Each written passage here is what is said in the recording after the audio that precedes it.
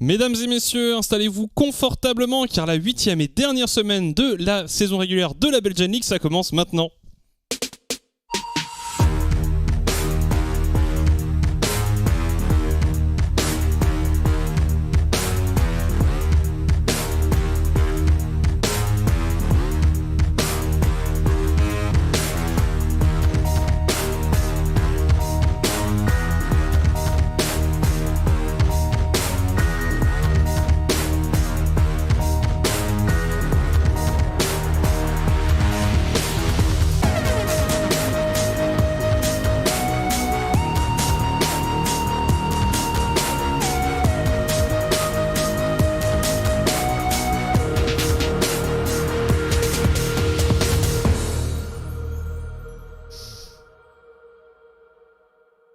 Bienvenue donc dans ce status update par Audi, nos chers amis de chez Audi. Nous le disions, nous sommes déjà à la dernière semaine de la saison régulière de ce Summer Split. Je suis très heureux de te retrouver ce soir, Visso, pour commenter cette semaine avec toi. Est-ce que ça va bien ?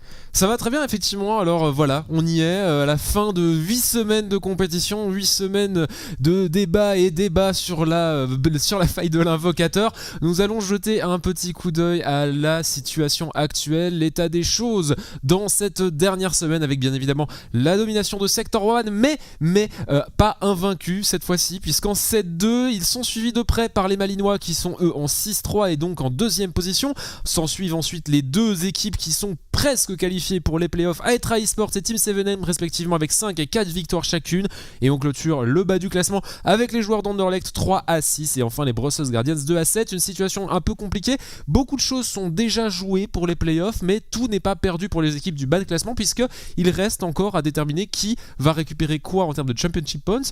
Avant ça, on va tout de même regarder un petit peu l'ordre des matchs quand même de ce soir, hein, le schedule, avec en première game ouverture de cette 8e semaine les Brussels Guardians contre les Malinois. Deuxième game, notre featured match de la semaine, Aetra contre 7am, et enfin on clôturera cette belle dernière 8e semaine de compétition régulière avec un match opposant les Sector 1 face aux joueurs d'Anderlecht. Ouais, de belles affiches pour clôturer un peu notre ligue. Alors c'est vrai qu'il y a encore quelques scénarios assez invraisemblables où on pourrait encore avoir des surprises en termes de playoffs, mais on le rappelle, et il y a également, en plus des playoffs, un élément très important pour lequel les équipes jouent ce soir, ce sont également les Championship Points, puisque après les playoffs, eh bien, il y aura également les Country Finals, alors on va y revenir. Voilà un peu la distribution des points, les points qui ont été donnés en Spring, les points qui ont été donnés en Summer Split. Alors AQ c'est auto-qualified, hein, celui qui remportera le Summer Split sera automatiquement qualifié pour ces Country Finals, et après on voit la répartition des points.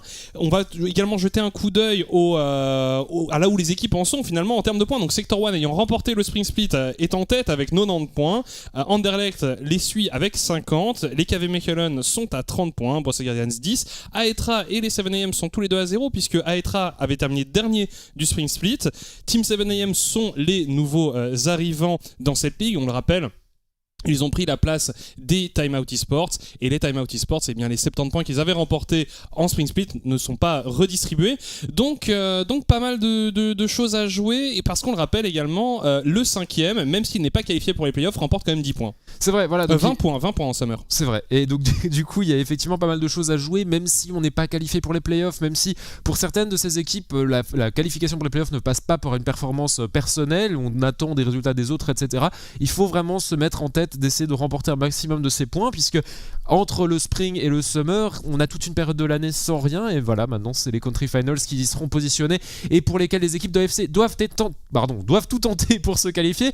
On va jeter un coup d'œil donc à notre premier match un petit peu plus en détail, premier match en opposant les Malinois aux Brussels Guardians. Les Malinois ont plus ou moins cimenté leur place à la deuxième position de notre classement. Les Brussels Guardians, quant à eux, se retrouvent dans le bas du classement. Brussels Guardians qui d'ailleurs, comme vous le remarquez devant vos yeux actuellement, joueront avec Ascalon et Shizu, 2 membres de leur équipe académie qui remplaceront les traditionnels Kawamel et Mirai au poste respectif d'ADC et support, alors que du côté des Malinois, c'est Vanov qui reprend du service, reprenant sa place à Dumelot qui avait fait une apparition pendant 2 semaines je pense. Il avait fait une bonne partie du Summer Split, ouais. Et qui avait démontré qu'il était tout à fait valable en tant que remplaçant, même en tant que titulaire pendant les 2 semaines où on l'a vu. Donc un peu de surprise de ce côté-là, du côté des Malinois, mais une game qui s'annonce intéressante. Alors même si du côté de Brussels Guardians on n'a plus vraiment les moyens de se qualifier pour les playoffs, et même si du côté de Malines on est déjà plus ou moins sûr d'arriver en 2e position pour ces mêmes phases d'élimination, on a quand même cette championship points à valider, on a quand même envie de se montrer dans un certain état de forme, notamment pour le KVM.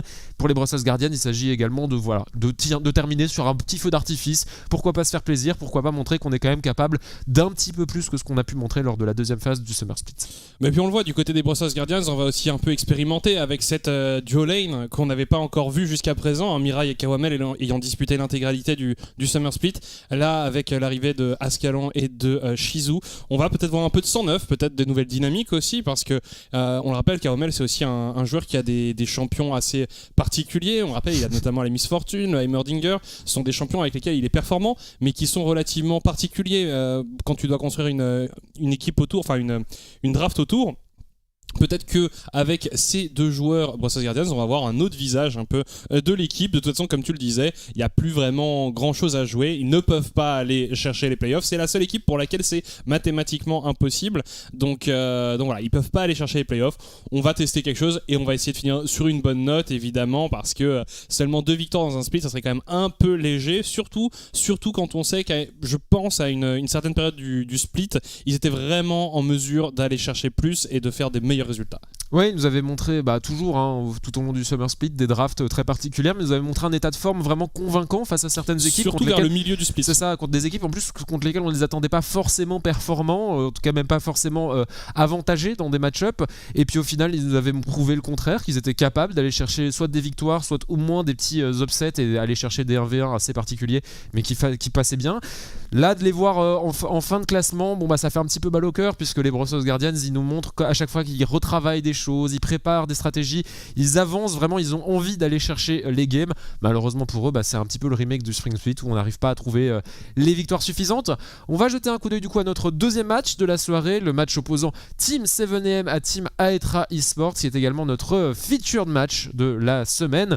Donc les 2 équipes qui sont plus ou moins, qui sont sûres d'aller en playoff, et on verra bien évidemment le head-to-head entre les 2 top laners Thiomari et Vini, qui s'affronteront donc bien évidemment en 2e partie de cette semaine. Un match qui promet d'être peut-être le plus beau de la soirée, le plus équivalent tout de même, enfin en tout cas sur le papier, avec ces 2 équipes qui sont respectivement en 5 victoires, 4 défaites, et 4 victoires et 5 défaites, qui se disputent au final les points, mais aussi la place, le seeding pour les playoffs. Oui, et puis aussi simplement une question d'honneur un peu, hein. On le rappelle, ce sont les 2 équipes qui ont fait tomber Sector 1. À noter tout de même pour la Team 7ème que Marc n'officiera pas au poste de support cette semaine, ce sera Poupe qui le remplacera. Il avait déjà remplacé au cours du Summer Split. Et bien cette fois-ci, il aura l'occasion de jouer dans un match à enjeu, l'air de rien. Mais voilà, 2 équipes en forme. On rappelle les 2 équipes qui ont battu Sector 1. Donc c'est pour dire un peu l'état de forme de ces 2 équipes. Pour les Aetra, c'était un peu plus tôt dans le split. Pour les Team 7ème, c'était la semaine passée. Donc des équipes qui ont fait le plein de confiance. Vini a notamment été élu MVP de la semaine passée, et à juste titre, hein. L'ensemble de l'équipe avait très très bien performé. On ne peut pas donner le MVP à trop de monde. Bon, finalement c'est Vini qui l'a récupéré, mais c'est vrai que Vini est quand même un joueur qui ces dernières semaine a réalisé plusieurs performances vraiment remarquables, et la semaine dernière c'était probablement la plus flamboyante, avec notamment cette interruption de rush des Sector 1 qui essayaient de venir à bout du Nexus des 7AM, et on a eu un Vini impérial sur son Vladimir qui les a empêchés de remporter la game. Mais voilà, 2 équipes qui ont un style un peu différent. Les Aetra, pour moi, c'est un peu moins, comment dire, un peu moins propre peut-être, un peu moins constant. C'est une équipe qui joue très très bien, mais qui a peut-être un peu plus de folie parfois dans son jeu. Là où du côté des 7AM, on progresse au fur et à mesure en essayant de jouer un League of Legends assez propre, qui me rappelle un peu finalement le League of Legends que peuvent jouer le KV Mechelen. Alors pas encore à ce niveau-là bien entendu, hein, on n'est pas encore là, mais quand tu regardes l'ensemble de leur split, je trouve que c'est ce qui transparaît un peu de leur jeu. Parfois quelques excentricités, mais globalement on essaie de jouer proprement et by the book. Ouais, je suis assez d'accord avec toi. Et alors, en parlant justement des KV Mechelen, c'est l'équipe contre laquelle ils avaient ouvert la semaine 7 de compétition, équipe contre laquelle ils s'étaient inclinés, mais nous avaient montré quand même un petit visage assez sympathique qui annonçait quand même un match 7M contre Sector 1 qu'on n'attendait pas forcément comme la tête d'affiche de la soirée, comme étant un peu plus disputé que ce qu'on attendait au début.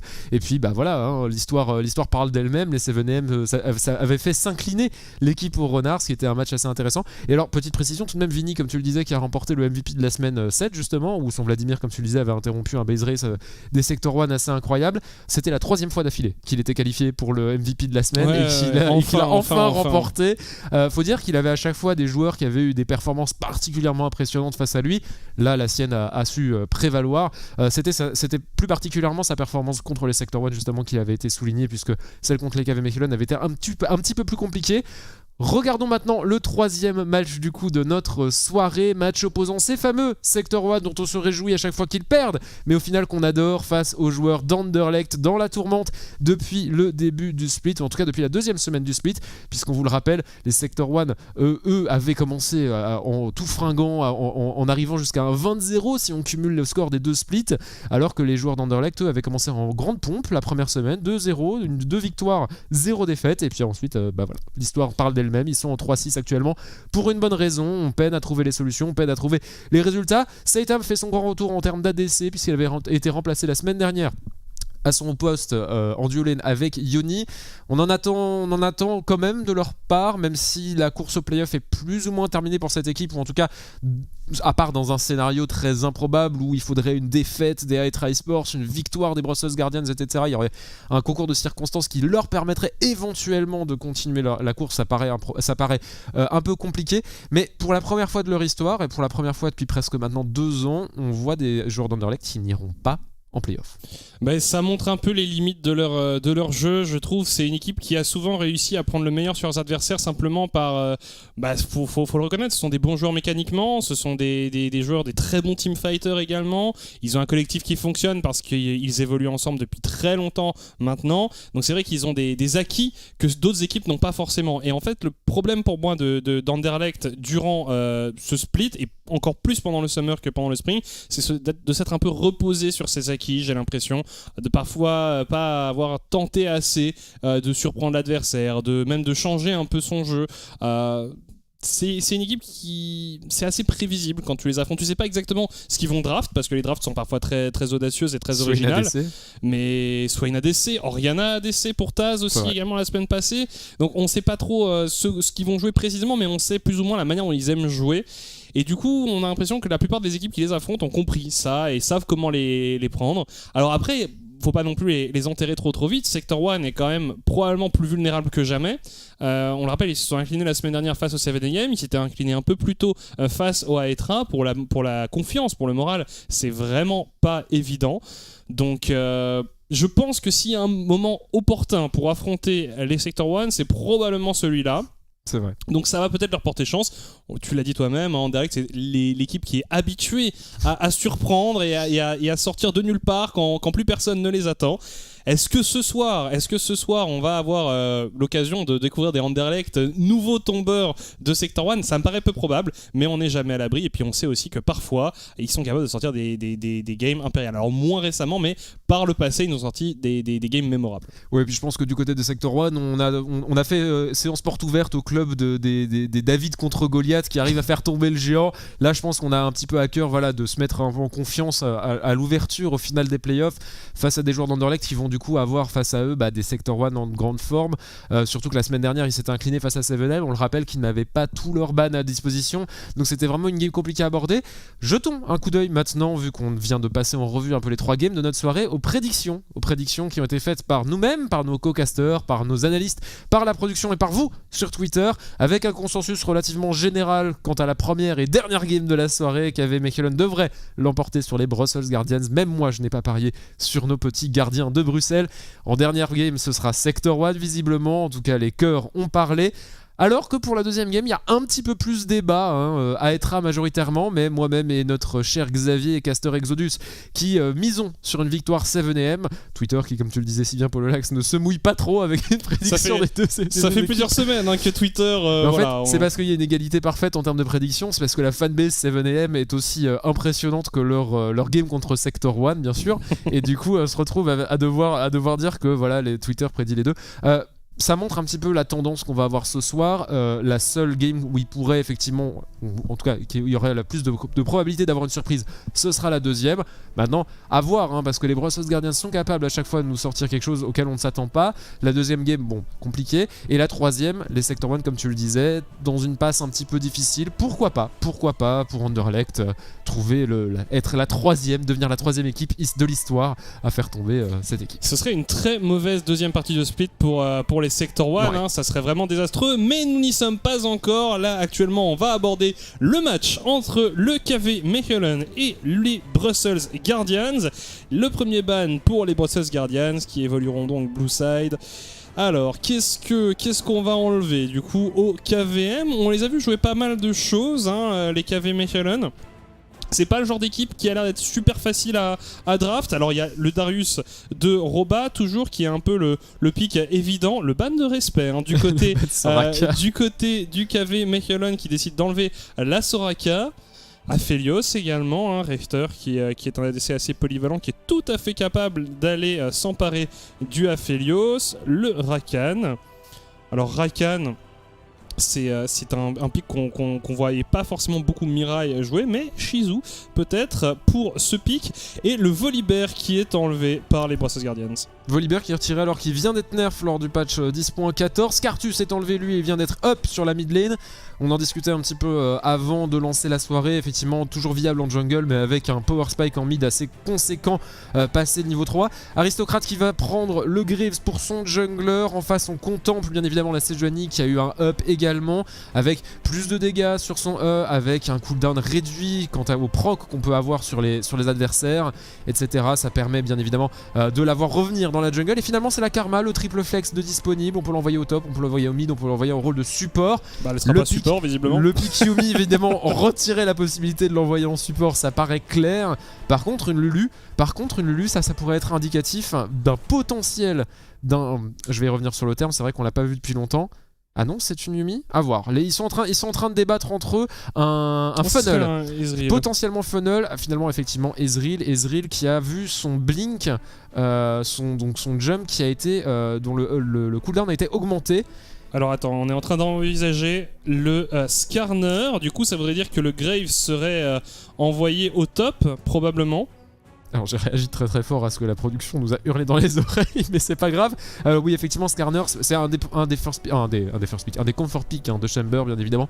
Mais ici, avec un Grave, ça semble compliqué. Ils me font peur là, avec des trucs. Parce que bon, la hache, c'est un très bon pick. Respire pour le mais le Udyr, ça paraît quand même assez fou. Je crois que ce serait bien la première fois que je reverrai un Udyr en compétitif.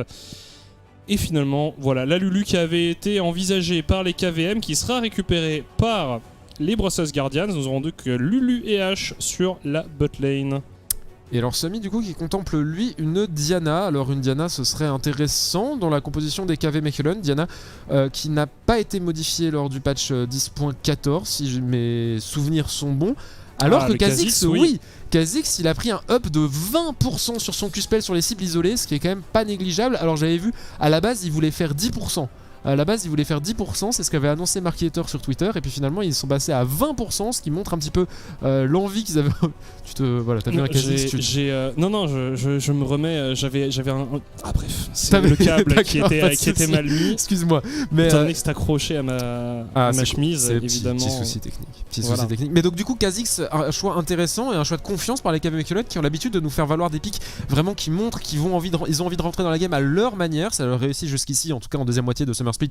Donc GG à eux pour ça. Nocturne a été retiré par les KV Mechelen évidemment pour éviter de se retrouver face à un Nox complètement libre de roam sur la map et d'influencer toutes les side lanes. On a répondu avec le ban Diana vu qu'elle avait été survolée par les Malinois. On enlève la Orianna de ce même Nox sur la mid lane pour éviter le contrôle et la shockwave terrible qui pourrait découper un teamfight en la faveur des Brussels Guardians. Et c'est à cette même équipe de terminer cette deuxième phase de bannissement. Alors il reste de nombreuses choses qui ont été up lors du dernier patch. Il reste bien évidemment le Horn qui pourrait être une possibilité d'apporter du tanking et des CC qu'on n'a pas beaucoup vu en deuxième phase de ce Summer Split, mais finalement c'est le Renekton. On avait ban la Soraka du côté de KV Mechelen, c'était bien évidemment pour éviter de se le faire counter au top avec ce fameux pick sur Aristocrate, une Soraka qui avait réussi à gagner sa lane. Ouais, il y a quand même des chances qu'on retrouve un Horn du côté des KVM, parce que là c'est vrai on manque un peu de front lane du côté des joueurs KVM, un peu de tankiness pour ces joueurs. Alors on sait que Roba commence à en avoir marre de jouer Horn, il s'en plaint régulièrement. Et c'est vrai qu'en plus il faisait remarquer que la plupart des games qu'il avait perdu étaient sur Horn, donc visiblement ce pick commence à un peu l'embêter, mais c'est vrai que c'est un peu en top lane, c'est un peu le pick que tu dois maîtriser en saison 10. Alors qu'on a récupéré la Syndra pour les joueurs des Brussels Guardians et qu'on envisage le Mordekaiser.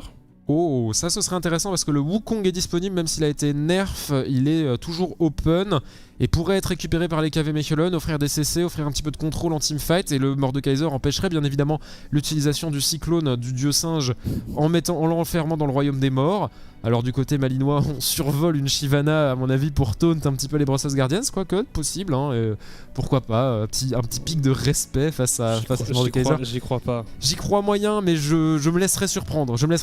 Le Gnar aussi, un pic de confort d'aristocrate, a été récupéré cette fois-ci par les malinois, alors que celui-ci a reçu un up en patch 10.13 pour le coup, et donc risquerait de pouvoir poser quelques petits soucis à un Mordekaiser. Le poke a été augmenté, le CD du jump aussi, je ne me souviens plus. Bref, en tout cas la top lane qui va être intéressante entre Aristocrate et Roba, qui vont jouer des champions qu'on les a pas vus jouer durant le Summer Split.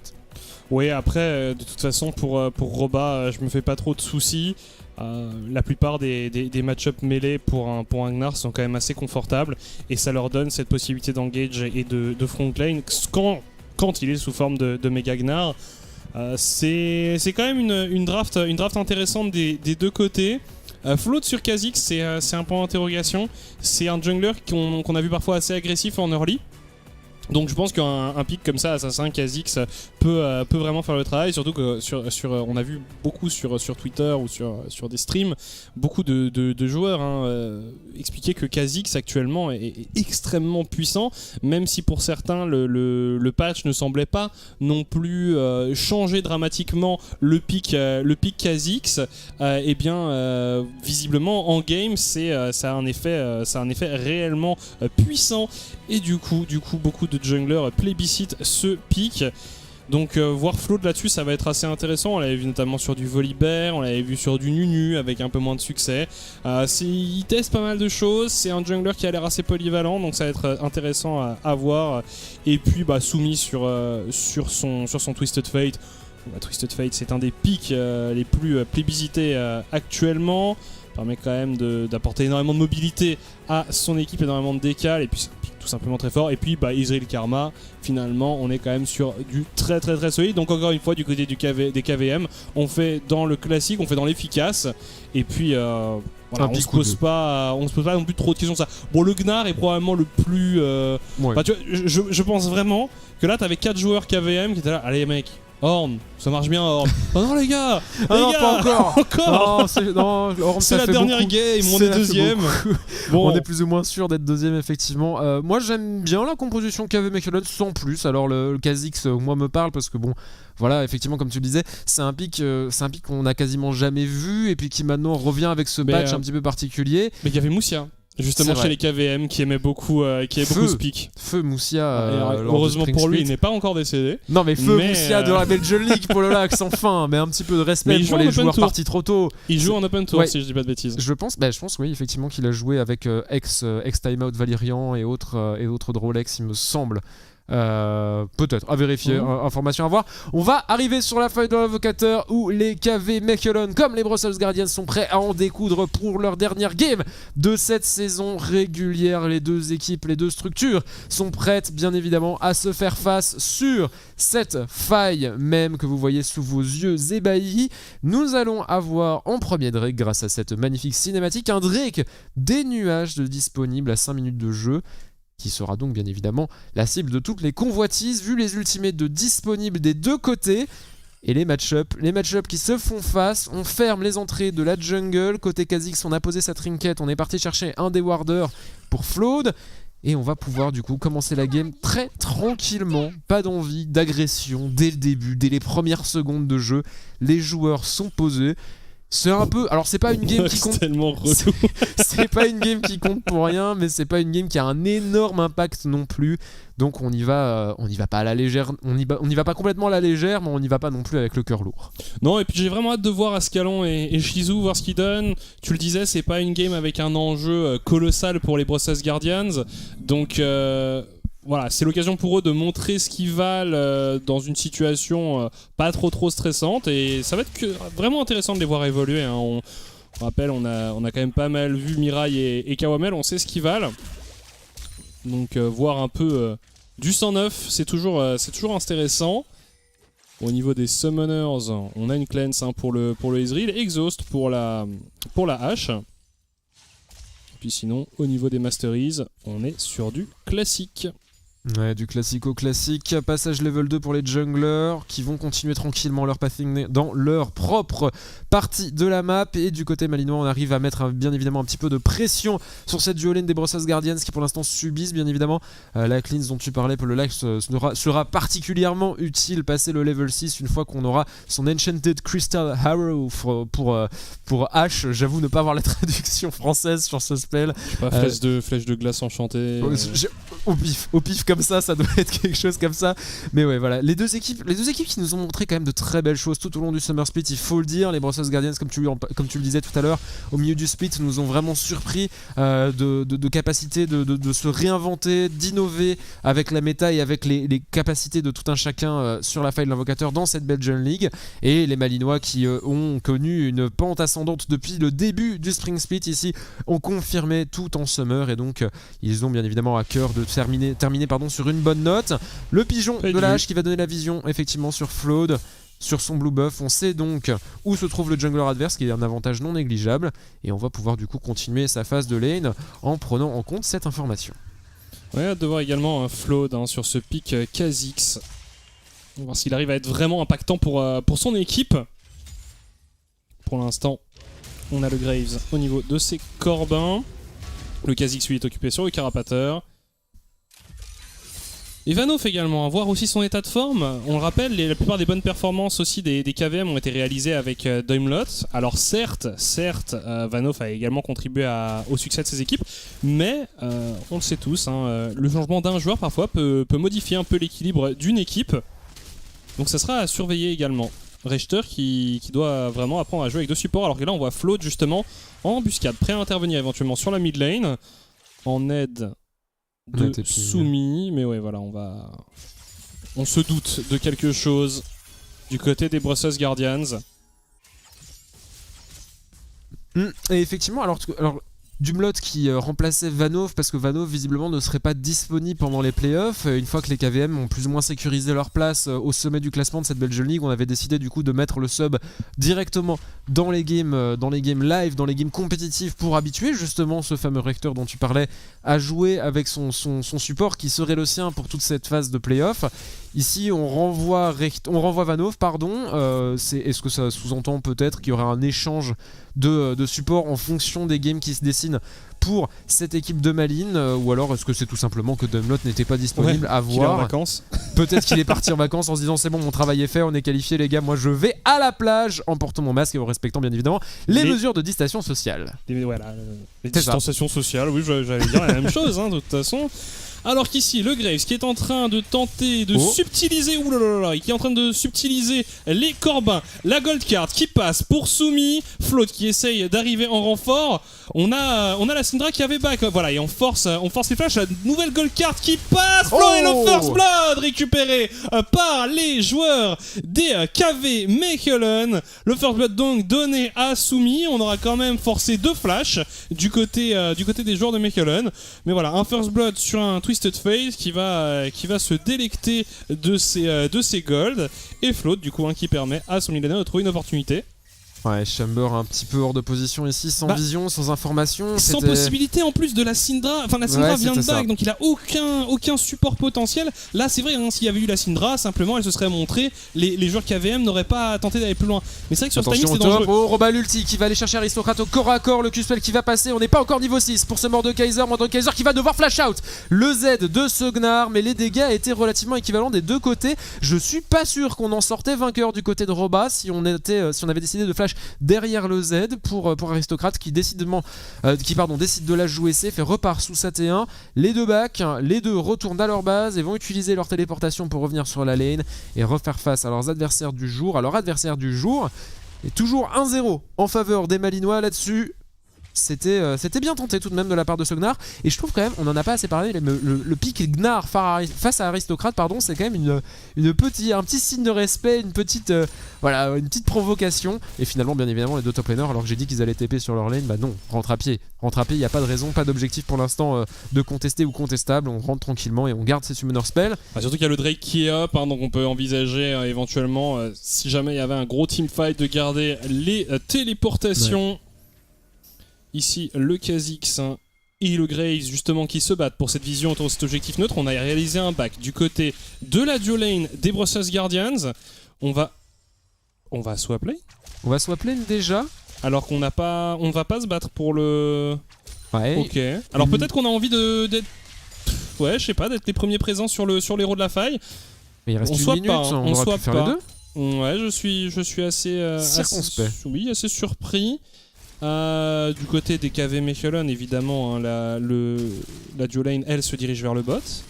Donc, je ne sais pas trop. Peut-être qu'on a une idée derrière la tête. On va voir ce qu'on a envie de réaliser du côté des Brussels Guardians. En tout cas, il y a aussi moyen que dès qu'on ait l'info, simplement du côté des KVM, on se jette sur ce premier Drake. Soumi qui continue à faire un bon travail sur la mid lane. Roba qui se retrouve du coup un peu déçu face à Ashe et Lulu. Du côté KVM, on s'est rendu compte du swap qui a été effectué. On va décider effectivement de partir sur l'objectif neutre. On a bien raison de le faire. Côté Brussels Guardian, c'est maintenant le héros de la faille qui est ping. Les Malinois ont la vision avec ce Carapateur qui a été récupéré par leur jungler. On sait également que les adversaires Red Side sont en train de faire tomber ce premier dragon de cette première game de la dernière semaine du Summer Split de la Belgian League. Pas de contestation de la part des Brussels Guardians ici sur le Drake de la montagne. On a envoyé Chamber en solo sur le héros de la faille. Il est en train de le tomber petit à petit. Attention tout de même à l'arrivée de Semi qui va essayer de le contest. On peut tenter quelque chose pour les KV Mechelen. Roba à Lingage au top avec la TP de la part de ce Twisted Fate. On va utiliser son ulti en réponse du côté de Ascalon pour essayer de contrer un petit peu ce 2v2, ce 2v1 transformé en 2v2. Roba qui tente de placer ses stuns pour tenter de s'échapper. Le flash est forcé sur le top laner des KV Mechelen, rejoint par Chamber. Ils continueront de faire marche arrière. Cette équipe Redside qui laisse du coup survivre leurs adversaires mais qui garde leur vie également. On a récupéré le héros de la faille. C'est Nox qui s'est emparé de son œil alors que Rector, lui tranquillement, pas concerné par tout ce brouhaha de la part de ses coéquipiers, reste tranquillement sur sa botlane, push, récupère des CS, récupère des plaques. Oui, donc au final c'est ça, ce swap lane un peu early du côté des Brussels Guardians était là simplement pour récupérer le héros de la faille. Je me demandais s'il y avait d'autres choses derrière la tête, mais visiblement c'était simplement pour swap cet objectif, pour trade cet objectif entre le Drake et le héros. Ça peut être payant dans certains cas. Alors attention là, le back. Non, ouais. On cancel le back du côté de la Lulu de Shizu. On va se retrouver à 3. On va passer en méga Gnar. Attends, ça ira. Ça va aller. Alors qu'ici, on a un duel entre Nox, Flood, Chamber et Soumi. On va de nouveau tenter de fuir. On joue très très groupé du côté des Brussels Guardians. Mais ça fait le jeu des KV Mechelen qui récupère plus de gold, plus d'expérience sur le reste de la map. On le voit, Rechter et Vanov qui eux sont en train de récupérer un maximum de plaques sur la bot lane. Là où du côté des Brothos Guardians on essaye un peu de catch, mais c'est pas forcément payant, du coup ça leur coûte assez cher, hein. On voit déjà un écart de gold qui est en train de se creuser, 2k gold finalement, sans qu'il y ait eu réellement de gros fights. Le héros de la fight tout de même qui est utilisé sur la top lane, qui va rattraper un peu le retard de gold. La téléportation de Roba pour venir récupérer ce héros de la faille. Aristocrate qui met quelques dégâts. Roba qui répond bien. Ça va s'arrêter là, mais alors ouais, effectivement, les Brothos Guardians qui répondent à chaque fois en étant 2 ou 3 face à Flood et son Kha'Zix. Bah, au final, c'est un peu comme ça qu'on doit jouer, hein, face à un Kha'Zix. Si on veut éviter de se faire one-shot par son Q-Spell qui a pris le up en 10.14, il faut éviter de se retrouver tout seul dans la jungle face à l'adversaire. Et donc c'est ce qu'on est en train de faire du côté des Brothos Guardians, mais comme tu disais, voilà, les KV Mechelen jouent en fonction et donc du coup mettre de la pression sur les side lanes qui sont libérés par la décale à plusieurs des Brothos Guardians. Et pour l'instant, voilà, 2k gold, 2.4 k gold d'avance en faveur des Malinois. Roba continue son push au top, lui il reste vraiment axé sur sa top lane. L'avantage de CS du coup est conséquent face à Aristocrate, 40 creeps de plus en faveur du top laner malinois. Ces 2k gold viennent en grande partie de lui, alors qu'au niveau du bot, bah voilà, avance petit à petit en le restant tout seul, en prenant des waves complètement gratuites. Il se met bien également en termes de farm. Prochain objectif sur la faille de l'invocateur, ce sera un Drake infernal qui apparaîtra dans 1 minute 50, mais ça n'empêchera pas les KV Mechelen de lancer l'engage au niveau de cette bot lane. La cleanse qui va être utilisée par Semi pour essayer de se défaire justement de ses adversaires. Shizu qui a été route par cette Karma s'en sortira à quel HP grâce à son flash derrière sa T1. Ascalon dans la tourmente a envie de renvoyer la balle à ses adversaires et les dégâts sont conséquents mais pas suffisants. Nox. Attention à Float qui arrive, mais il sera rejoint par Nox. Nox il viendra repousser les membres malinois dans leur base sous leur T1, excusez-moi, et on va s'en arrêter là, je pense. Ça me semble plus sage vu la quantité de summoner spell, vu la quantité d'ulti qui ont été utilisés. Limiter les dégâts, laisser cette T1 aux Malinois du côté des Brothos Guardians, repartir sur bonne base et surtout repartir sur la prise de vision pour préparer ce Drake infernal dans 1 minute et 5 secondes. Ouais, pour l'instant c'est tendu, hein. On voit des équipes qui se répondent bien en termes de tentatives, hein. Plusieurs fois des situations de 4v4 voire de 5v5, hein, qu'on a vu déjà plusieurs fois. On joue très groupé du côté des deux équipes. C'est vrai qu'on a quand même énormément de mobilité, ça c'est aussi un peu ce qui va leur faire défaut, hein, aux joueurs Brothos Guardians, alors que là on récupère la première tour. C'est que quand tu vois le nombre de TP, l'ultimate du Twisted Fate, alors qu'ici on a un duel entre Roba et Aristocrate. Roba qui est dans le royaume des morts avec son vis-à-vis. On va passer quand même sous forme de méga Gnar. On voit qu'Aristocrate il galère tout de même un peu. Il y a Chamber qui est là en renfort et il va s'en sortir ici. Roba, il vivra. Mais c'est vrai qu'on met quand même 2 niveaux à Aristocrate. Du coup, c'est vrai que le royaume des morts tout de suite il fait un peu moins peur. On a gentiment mis une grosse tatane au golem ici, au Krugs. Ouais. Bah, vu le cooldown de l'ulti de Gnar, c'est vrai qu'on peut se le permettre. Par contre, effectivement, alors, pour le coup, Shamer s'est positionné à la sortie de l'ultimate de Mordekaiser, a laissé du coup Roba proc son double jump. Ça laisse la possibilité du coup au reste de l'équipe de Maline de mettre la pression sur ce Drake. On a l'information bien évidemment sur cette top lane avec cette décale du jungler. Attention, le fight qui continue. Roba qui va kite, Roba qui récupère le kill en 1v2 sous sa T1 et Chamber maintenant dans la tourmente. Le Q-spell ne touchera pas et ne procra pas le saut. Mais est-ce qu'on arrive à récupérer quelque chose dans le shield de Shizu pour venir sauver Chamber de griffe du Yordle préhistorique qui ne s'emparera pas d'un 2v1. Très bien joué tout de même de la part de Roba ici. Aristocrate malgré l'écart de niveau qui décide d'aller chercher un Gnar en pleine possession de ses moyens. Le proc du buff de move speed sur le proc de la marque du Gnar qui l'a sauvé, qui lui a permis de dodge tous les skill shots. C'était si bien joué de la part de Roba. Alors, on n'est pas patient du drame, sans intervention de Shizu et de sa Lulu, ça aurait été plus délicat. Et on continue à creuser l'écart du côté de KV Mechelen. 4k gold pour les jaunes et rouges. Ça se passe bien pour eux, 2 Drake déjà récupérés, hein. Alors le premier c'était vraiment un trade volontaire de la part des Brothos Guardians. Le deuxième c'était vraiment simplement Chamber au top qui donne l'info. Le Kha'Zix qui s'empare du Drake sans aucune difficulté. Il va falloir commencer à faire attention à ces Drake, parce que là, dès qu'ils apparaissent, les KVM s'en emparent. Et quand tu t'empares de tous les Drake dès qu'ils spawnent, eh bien l'âme des dragons arrive très très vite.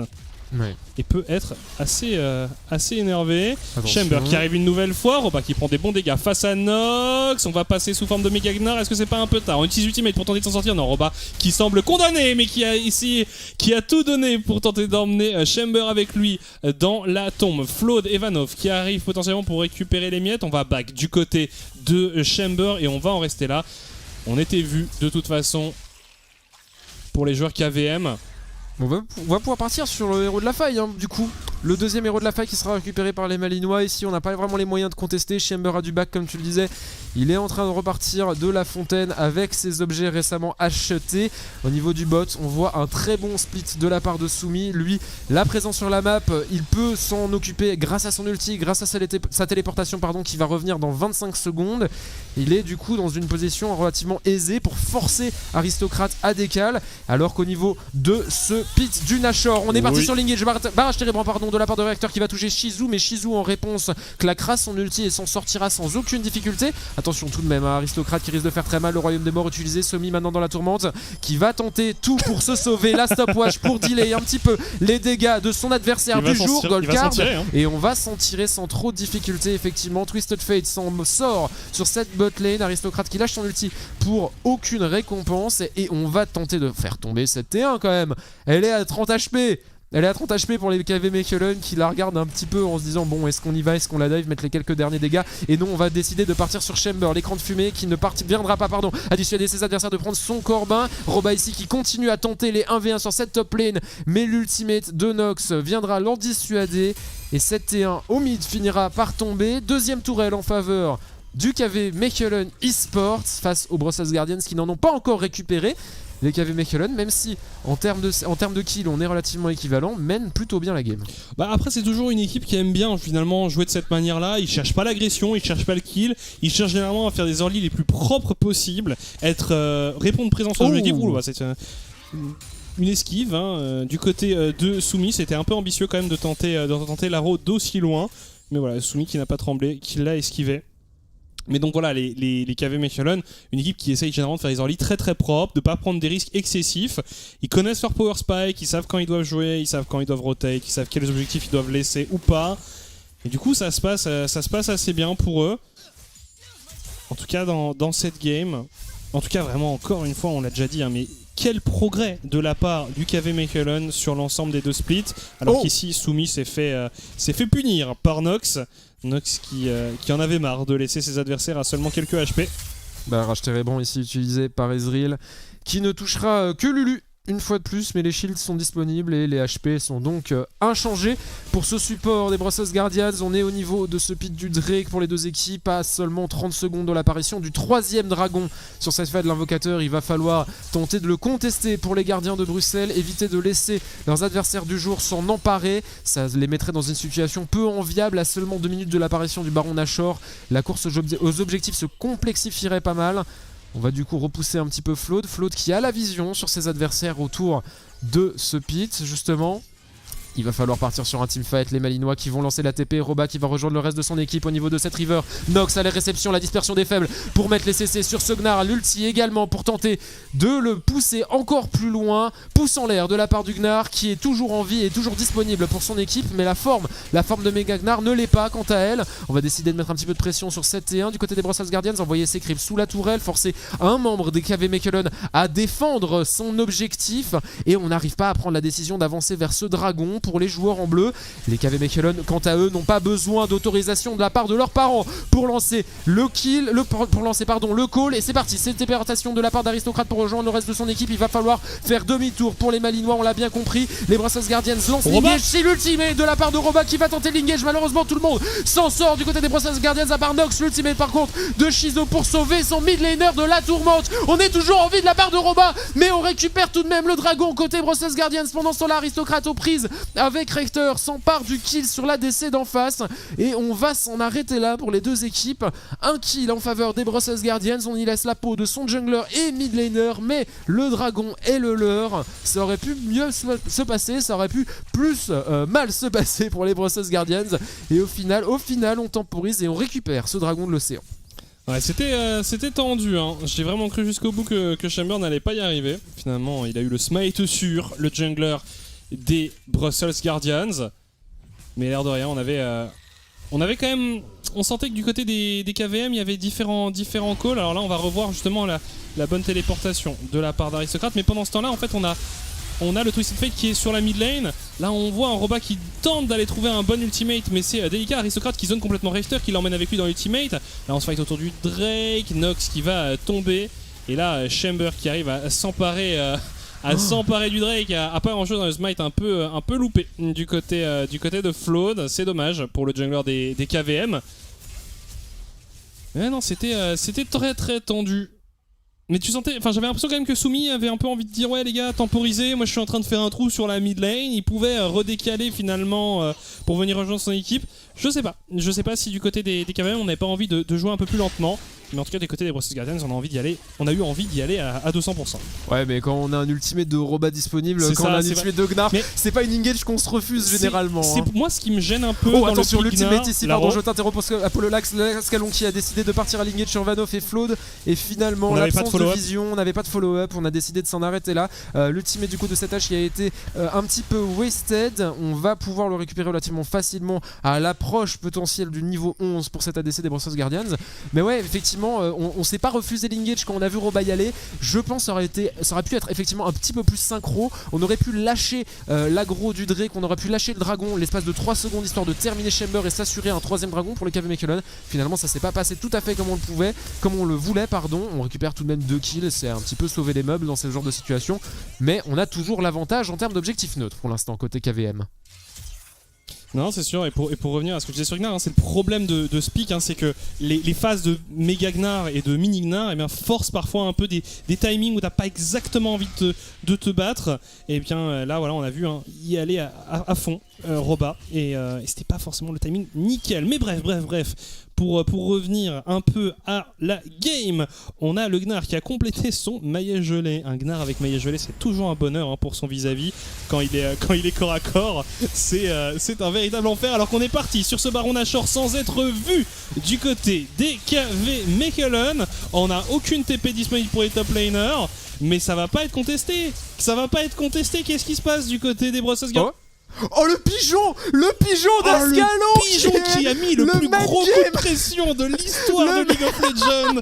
Incroyable. Mais le pigeon autoritaire de la hache quoi. Ascalon qui met la pression à une équipe entière à coup de vision. Les KVM qui n'ont pas hésité un instant à faire demi-tour, à cancel leur call Nashor qui était inarrêtable. J'imagine vraiment les Brussels Guardians qui étaient là en mode attends, ils sont pas sur le Nash, t'as le pigeon qui passe. Oh non, ils sont déjà dessus. Et là les KVM qui back en voyant le pigeon. Waouh. Alors là c'est Ascalon, il peut lâcher son clavier, il peut lâcher sa souris, il a gagné sa game. Il a gagné la guerre psychologique en tout cas, ça c'est sûr. Ascalon MVP d'habitude semaine de Belgium. Ça se discute franchement parce que c'est le pigeon d'une vie. Alors par contre on va flame les KVM sur Twitter avec ce move. Alors on a peur d'un pigeon les KVM. Effectivement visiblement c'était le spell qui leur faisait le plus peur de la game face à ces Brussels Guardians qui n'ont pas encore dit leur dernier mot. Ils sont en retard mais ils maintiennent l'écart. Ils ne se laissent pas trop distancer par leurs adversaires du jour ici. 50 secondes avant l'apparition du 4ème dragon de cette game, potentiel 3ème pour les Malinois, potentiel 2ème dragon des océans pour les Brussels Guardians. Dispersion des faibles ici de la part de Nox pour tenter d'aller chercher les dégâts sur Roba, dégâts conséquents tout de même de la part de cette Syndra. L'arrivée de Flood par contre ici qui va proc justement le buff de son patch 10.14 sur le mid laner des Brussels Guardians bien isolé, et c'est un kill complètement gratuit pour le jungler des Malinois qui ici ouvre la possibilité à son équipe de partir en position de force sur ce prochain dragon. Barrage télébrant ici sur Chamber de la part de Rector. On l'avait vu, il était sur une ward et on en a profité pour lui mettre un petit coup de pression. Alors ouais, nous on a peur des pigeons, mais toi tu repars à la base, semble lui dire l'ADC de Maline. Et côté Red Side, on va mettre la pression sur les tourelles avant d'aller partir soit sur le Baron Nashor, sur le Drake, up depuis 4 minutes tout de même, ou le troisième Drake. Je pense qu'ils vont jouer safe. Hein. Vraiment, les KV Mechelen, c'est pour moi l'équipe qui prend le moins de risques de cette ligue. Bon, on l'a vu encore avec ce Baron Nashor, mais globalement dans leur playstyle, hein, c'est vraiment... Et parfois ça leur joue un peu des tours. On se souvient notamment d'une game où il y avait Flawed sur son Volibear qui avait fait un early game remarquable avec 3 ou 4 kills déjà très très vite dans la game. Donc ils étaient en 4-0 ou 5-0 sur l'ensemble de la game et à un moment donné les adversaires prennent un kill et là c'est en mode ils se referment complètement sur eux-mêmes pendant 10 minutes en mode on a fait une erreur, on a donné un kill, on se refocus et après on joue propre et ils ont gagné, mais tu sentais qu'ils jouaient tellement en dessous par rapport à ce qu'ils pouvaient faire sur la map, et pour moi c'est là-dessus encore que les KVM doivent progresser. C'est alors pas non plus prendre trop de risques mais parfois être un peu plus être peut-être plus conscient parfois de l'avantage. Alors c'est toujours facile hein, de notre point de vue, nous on voit toute la map, on voit tous les stuff en permanence, mais voilà, parfois être peut-être un peu plus conscient de ce qu'on peut faire. Alors qu'ici, on a un ultimate du côté de Sumi qui est utilisé. On a tenté d'aller catch Chamber qui n'a rien pu faire. L'arrow de H qui passera à côté des adversaires. Et là maintenant, le Baron Nashor qui devrait quand même être entamé. On a l'ATP et qui est up pour Roba si jamais ça devait mal se passer. Attention, on a le pigeon hein, du côté d'Ascalon. On pourrait provoquer la déroute des Malinois. Mais du côté des Brothers Guardians, on semble se diriger vers ce Baron Nashor. On n'a pas l'information sur le fait que Roba est dans le bac. Maintenant, on le voit. On sait que ce Gnar arrive et que ce Gnar pourrait les prendre en sandwich. Flash-in de la part de Sumi qui va provoquer l'utilisation de sa cleanse pour Nox. Nox, il va devoir reculer. Et Roba qui va essayer de dissuader Ascalon et Shizou d'avancer, mais ne laisse pas du coup son équipe partir sur ce Baron Nashor, de continuer ce call. On fait de nouveau effectivement demi-tour côté Red Side face à cet objectif avec la présence de 4 membres des Brothers Guardians. L'engage aurait pu être bonne. Je pense qu'on avait les outils pour mener à bien un teamfight ici. On était en 5v4, on était split côté Brothers Guardians et comme tu le disais Pololax, les KV Mechelen ont l'espace d'un instant, un petit doute et se disent du coup non, jouons safe, temporisons, on n'est pas ici pour prendre des risques, on est ici pour gagner des games et tout de suite on cancel le Baron Nashor, on évite de se montrer ou même de risquer de potentiellement laisser un kill à ses adversaires. Et du coup de nouveau ce Baron Nashor après 6 minutes et 35 secondes est toujours debout tel Renault et nous fait coucou alors que les deux équipes se battent à moitié pour l'avoir. Ouais, c'est le genre de choses qui pourrait leur jouer des tours en playoff hein. Il va falloir être vigilant, mais bref, on continue à être devant, on se dit qu'on peut attendre l'âme du dragon des océans peut-être, je sais pas, ou peut-être qu'on attend vraiment d'avoir fait un ace avant de prendre ce Baron Nashor. En tout cas, on voit ici un Roba qui continue à mettre la pression sur la bot lane. On est en 1-3-1 du côté des KV Mechelen avec toutes les TP de up. L'ultimate de up également pour Sumi. À tout moment, on peut se repositionner facilement sur la map. Du côté de ces joueurs KV Mechelen, Flawed et Vanov qui restent en couverture de leur AD carry sur la mid lane. Fait un bon travail hein, qui continue à gratter cette T2 mid. Attention à l'arrivée potentiellement du Graves de Chamber. Oh, on a envie du côté des Brothers Guardians, mais on trouve pas les bons moments, on trouve pas les bons instants pour aller chercher les engages. Ici on avait tenté le flank, ça n'a rien donné. Les Malinois qui jouent si safe. C'est vrai qu'on n'avait pas envie de faire ce Baron Nashor puisque on était à 3 minutes du pop du Drake, donc on savait pas si on aurait eu l'occasion d'aller partir sur le deuxième objectif directement. Du coup on s'est dit qu'on allait l'annuler et on continue à mettre de la pression sur les T2. Les T2 qui sont les seules tourelles encore disponibles côté Brothers Guardians, celle au top ne fera pas long feu. Semi va récupérer cet objectif. On va partir à l'engage ultimate qui a été utilisé de la part de Chamber, on n'a pas vu pourquoi, mais Flawed est très low HP. Nox il va partir sur Vanov flash out et s'en sortira, le heal est toujours disponible. On va reset pour le Kha'Zix au moment où on va pouvoir commencer à mettre un petit peu de vision autour de ce pit du Drake. On va avoir donc deux objectifs indispensables qui vont être up sur la map au même moment, à voir lequel des deux les KV Mechelen vont prioriser. Normalement mettra l'accent sur le Drake qui serait leur 4ème, qui leur donnerait l'âme de l'océan, qui leur donnerait des teamfights nettement plus faciles, surtout avec un Gnar en méga Gnar. Et du côté Brothers Guardians, on l'a bien compris, on va donc commencer à poser tranquillement des wards, des contrôles et essayer de déwarder un maximum, empêcher de se le faire subtiliser. On va visiblement partir sur cette mid lane, essayer de mettre de la pression sur une T1. On a récupéré qu'une seule tourelle côté Brothers Guardians, on est tellement derrière en termes d'objectifs, il va falloir faire attention. Il va falloir faire attention aux prochaines minutes de jeu puisqu'elles pourraient être décisives pour cette équipe Blue Side. Ascalon toujours accompagné de Shizu sur cette mid lane pour essayer d'envoyer l'éclipse sous tourelle, montrer un petit peu au KVM qu'on est présent. Et maintenant à 20 secondes, c'est le Drake de l'océan qui est l'objectif numéro 1. On pourrait le trade ce Drake également du côté des KV Mechelen, ça pourrait être une solution, il faut juste arriver à prendre l'information. Pour ça, on a toujours le Twisted Fate avec son ultimate ultra polyvalent. On pourrait essayer de le faire ou alors on pourrait décider de justement forcer un fight. Aristocrate et Ascalon qui tentent de fuir. Parti. Oh, Aristocrate dans la tourmente, on va se faire ulti par Lulu, mais en même temps c'est la stopwatch, manque de communication de la part du top laner des Brussels Guardians maintenant dans le royaume des morts. Face au mid laner des KVM, on est tout seul du côté d'Aristocrate en sortant de son ulti. On va donner sa vie à la DC d'en face. Premier kill ici pour Rector qui a du coup la confiance et qui va dash in sur ses adversaires. Les dégâts sont conséquents. Semi qui va arriver dans le back avec sa gold card, offrir le fight à son équipe. De nouveau une stopwatch utilisée côté Brussels Guardians, mais qui ne fera que temporiser une mort certaine pour un de ses joueurs. Et maintenant le Drake est disponible pour les Malinois ainsi que le Baron Nashor. Et de côté Brussels Guardians, les outils qu'on avait pour gagner cette game sont en train de s'amenuiser petit à petit et on a l'impression de faire face à un mur pour l'équipe Blue Side. Ouais, ça devient délicat, ça devient de plus en plus délicat. Maintenant on pourrait quand même envisager le Baron Nashor du côté des KV Mechelen. Et voilà, on est parti dessus. On est parti dessus.